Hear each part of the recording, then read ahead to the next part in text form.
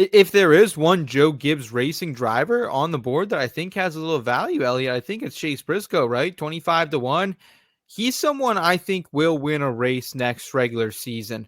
Yeah. I just think there are too many places, whether that's Phoenix, whether that's one of the Martinsvilles, whether that's New Hampshire. I'm excited to see what he can do at New Hampshire now that he has a car like should be equal to Bell. That's going to be a really fun race. Dover, he can spin it around a little bit. A lot of those shorter tracks, I think he's going to have fun. And so, yeah, I think 25-1, it's a lot of question marks with that team. We know that each and every year, but we already got it seems like everyone's excited to build around Chase Briscoe in the number 19 car. So 25-1, I haven't bet that. I'm not sure if I will, but it's a fun theory, right? Yeah, this is a big year for Briscoe, obviously. I do think the 19 team is going to enjoy having a guy who is more suited to the next gen than Truex was. He really was never able to find his footing.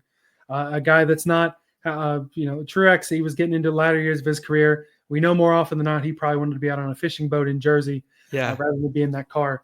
And Briscoe, he came into the Cup Series, obviously dominated with Stewart-Haas in Xfinity in that 98, came up into Cup in what we now realize was an absolutely massive downfall for Stewart-Haas Racing, to the point where they no longer exist as a 4-car entity. They're 1-car Haas factory team now. Briscoe being able to get this 19 ride, definitely a big jump. Definitely will get him an opportunity to win more. I don't have an over-under number from him on my sheet at the moment. I may even consider an over 1.5 for Briscoe.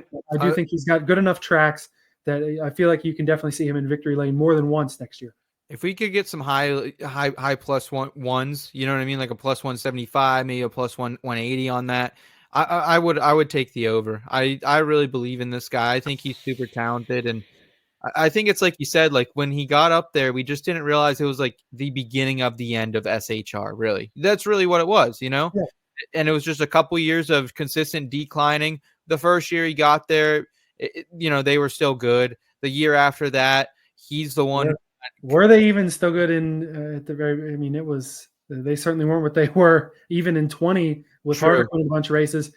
There were quite a few years there where Harvick really carried the team, and the rest of them kind of followed. And that just shows you how damn good Kevin Harvick was. That Stewart-Haas really the last 4, 5, 6 years was not a very good team, and he still kind of blew the doors off of him. But this wasn't about Kevin Harvick. Yeah. No. Shout out KH, man. We appreciate you as always repping the Busch Lights on this program for you, Kevin.